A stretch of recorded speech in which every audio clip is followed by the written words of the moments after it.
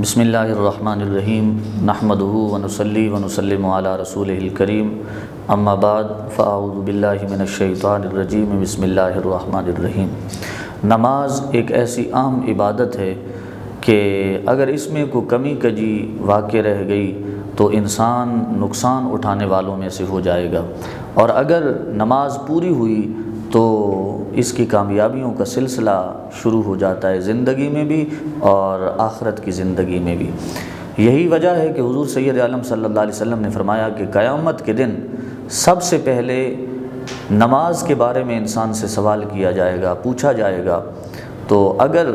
اس وقت نمازیں پوری ہوئیں تو اس کی کامیابیوں کا سلسلہ، اس کی پہلی سیڑھی کامیابیوں کے عبور ہو جائے گی اور آگے اس کی کامیابیوں کا سلسلہ شروع ہو جائے گا۔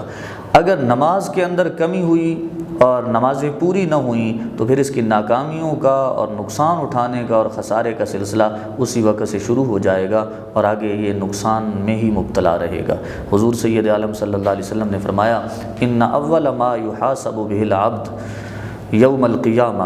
فرمایا قیامت کے دن سب سے پہلے بندہ مومن سے نماز کے بارے میں سوال کیا جائے گا۔ فإن صلحت فقد افلح وانجح، اگر اس کی نماز پوری ہوئی تو یہ کامیاب بھی ہو جائے گا اور نجات پا جائے گا۔ حضور علیہ الصلوۃ والسلام نے فرمایا وإن فسدت فقد خاب وخسر، اگر نماز پوری نہ ہوئی تو پھر یہ نقصان اٹھانے والوں میں سے ہو جائے گا۔ اور نماز نہ پڑھنے والا شخص اتنا بدتر انسان ہے کہ حضور شہنشاہ بغداد سیدنا شیخ عبد القادر جیلانی الحسنی والحسینی رحمہ اللہ تعالیٰ فرماتے ہیں کہ اسے مسلمانوں کے قبرستان میں دفن بھی نہ کیا جائے۔ کیوں؟ اس لیے کہ اس نے ساری زندگی نمازیں نہیں پڑھی، تو اس کی برائی کی وجہ سے دوسرے مسلمان جو قبرستان میں موجود ہیں وہ اس کی وجہ سے تکلیف میں مبتلا ہوں گے۔ اور حضرت سیدنا سخی سلطان باہو رحمہ اللہ تعالیٰ فرماتے ہیں کہ بے نماز انسان سے خنزیر بھی بہتر ہے، یعنی جو شخص نماز نہیں پڑھتا وہ خنزیر سے بھی بدتر ہے۔ شیخ سعدی رحمہ اللہ تعالیٰ نے فرمایا کرتے تھے کہ بے نماز کو قرض نہ دیا جائے، کیونکہ جو اللہ پاک کے قرض کی پرواہ، نماز کی پرواہ نہیں کرتا وہ تمہارے قرض کی کیسے پرواہ کرے گا۔ ہمارے اسلاف، ہمارے بزرگان دین تو نماز کے معاملے میں اتنی اس کو اہمیت دیا کرتے تھے کہ اگر ان کی تکبیر اولیٰ بھی فوت ہو جاتی تھی نماز کے اندر تو وہ کئی دن تک روتے رہتے تھے۔ بلکہ ہمارے بزرگان دین کے بارے میں، اسلاف کے بارے میں ہمیں روایات ملتی ہیں کہ اگر تکبیر اولیٰ فوت ہوتی تھی تو 3 دن تک روتے تھے، 3 دن تک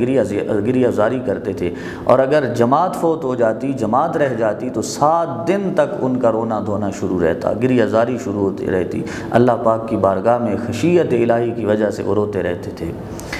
ایک بزرگ گزرے ہیں حضرت سیدنا شیخ حاتم اسم رحمہ اللہ تعالیٰ، ان کی ایک جماعت فوت ہو گئی، جماعت کے ساتھ نہیں مل سکے، تو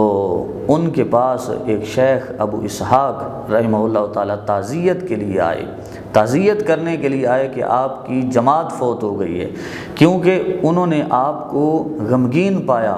اور غمگین پانے کی وجہ سے وہ تعزیت کے لیے آئے اور ان کا حوصلہ بڑھانے کے لیے آئے کہ اللہ پاک معاف فرما دے گا، آپ پریشان نہ ہو۔ تو حضرت سیدنا